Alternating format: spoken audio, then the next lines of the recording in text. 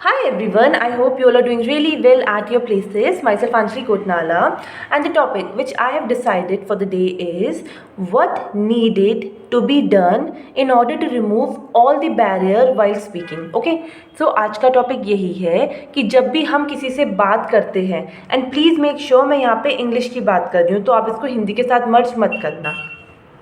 तो यही है कि जब भी हम किसी से बात करते हैं इंग्लिश में, तो हम लोग कई बार क्या होता है, कुछ बैरियर आ जाते हैं जिसकी वजह से हम अपनी बात को, अपनी स्पीच को प्रॉपर वे में आगे नहीं पहुंचा पाते। तो इस वीडियो में यही देखना है कि उसके क्या रीज़न है और हमें उसको कैसे ओवरकम करना है। ठीक है, तो सबसे पहले अगर हमें किसी भी चीज़ में काम करना है, so what we need to do, we need to make sure कि उसका रीज़न क्या है, ऐसी क्या चीज़ है जिसकी वजह से ये बैरियर आ रहा है। तो मैं आप लोगों को एक चीज़ बताती हूँ that I have number of friends, okay, and what they use to say that Anjali we know how to speak in English, what use to came in a mind, but whenever we want to make those word come out our mouth we use to fumble. Okay, तो क्या होता है, मेरे बहुत दोस्त है और सबके साथ ना एक सेम प्रॉब्लम है। वो लोग कहते हैं कि अंजलि हमें ना आती है इंग्लिश बोलनी, बट प्रॉब्लम क्या है, वो इंग्लिश केवल हमारे माइंड तक है, मतलब माइंड में तो हम इतने फ्लुएंट हैं इंग्लिश में that no one can beat us, लेकिन जब हम उसे बाहर लाते हैं अपने माउथ से तो हम लोग फंबल कर जाते हैं, हमारे वर्ड प्रॉपर वे में नहीं निकलते, आगे पीछे हो जाते हैं। ठीक है,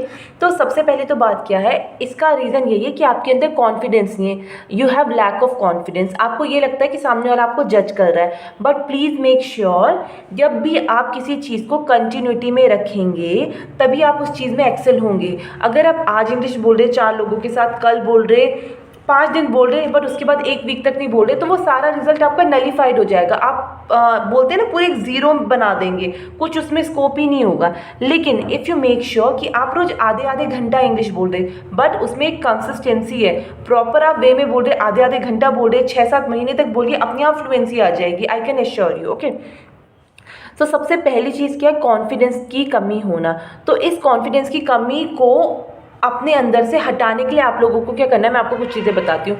सबसे पहले तो यही है कि try to speak as much as English you can. Okay, जितनी इंग्लिश बोल सकते हो बोलो।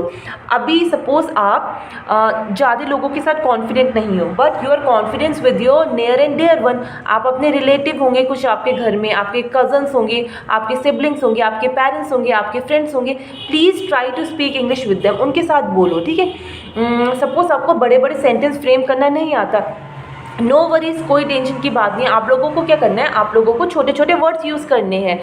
आप जैसे नॉर्मली बोलो, मे आई कम इन, मे आई गेट इन, एक नॉर्मल वर्ड है। ठीक है, जैसे आप अपने कज़न के रूम में जा रहे हो, अपने सिबलिंग के रूम में जा रहे हो, तो आप बोल सकते हो मे आई कम इन। एक होता है ना, वैसे तो हम नॉर्मली ही घुस जाते हैं, ऐसे इतनी कोई प्राइवेसी होती नहीं हम लोगों के यहाँ, बट एक चीज़ क्या होती है, हमें इन चीज़ों को अपने अंदर इनहेरिट करना है। क्यों, अगर आप छोटे छोटे वर्ड्स बोलेंगे ना मर्ज करके, तो थोड़े टाइम बाद आप उसमें क्या कहोगे, यार आज मैंने ये बोला, कल मैं इसको और एनहेंस करके बोलता हूँ।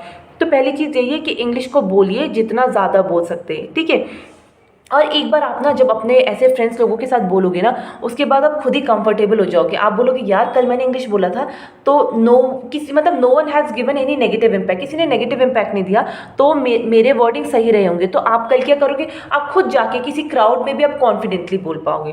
पहली चीज़ हो गई कॉन्फिडेंस को रिमूव, मतलब कॉन्फिडेंस की जो कमी है उसको रिमूव करने के लिए कि आपको जिनके साथ आप कंफर्टेबल हो उनके साथ आप इंग्लिश बोलो 3-4 महीने के लिए। Once you will get comfortable with them, आप बाहर भी बोलोगे तो आप इजी बोल सकते हो। It will be a cake walk, मतलब बहुत ईजिली आप इसको अचीव कर सकते हो।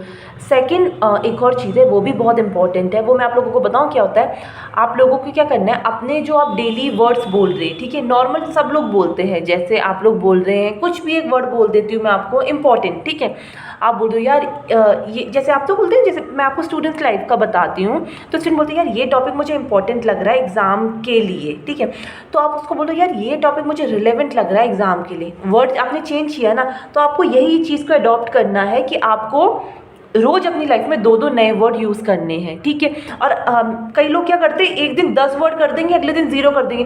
प्लीज़ इस चीज़ को मत करिए, कंसिस्टेंसी बहुत ज़्यादा मैटर करती है। अगर आपको लगता है कि आपका ब्रेन इतना शार्प है कि आप एक दिन में ज़्यादा वर्ड कर सकते हैं तो करिए, बट प्लीज़ मेक श्योर जितने वर्ड आज करें उतने ही कल करिए। बल्कि मैं तो आप लोगों को ये बोलूँगी, Sunday, Monday, Tuesday, Wednesday, Thursday, Friday आप लोग क्या करिए, वर्ड याद कर लीजिए 2-2-2, और सैटरडे को आप उन्हीं को रिवाइज कर लीजिए।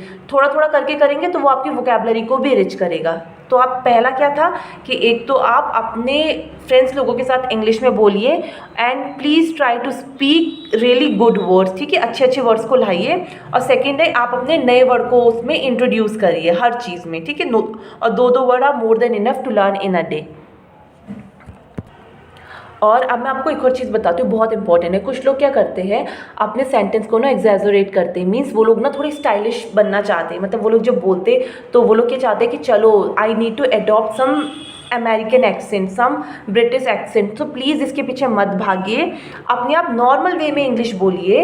वर्ड्स को तो आप इनहेरिट करिए अपने सेंटेंस में, बट जब तक आप अपनी लैंग्वेज में एक्सेल नहीं है, आप उसको एक सिंपल से वर्ड का कॉम्बिनेशन बनाइए। ऐसे नहीं कि बिल्कुल एक्सेंट भी अलग यूज़ कर रहे, वर्ड भी टफेस्ट यूज़ कर रहे। पता है इससे क्या होगा, स्टार्टिंग में आपकी टंग ना उसके लिए एडॉप्टेड नहीं रहती है, तो आप लोग क्या करते हैं, वो एक अलग वे में चले जाता है। तो आपको क्या करना है, आपको सिंपल तरीके से बोलना है और एक प्रॉपर वे में बोलना है, ठीक है।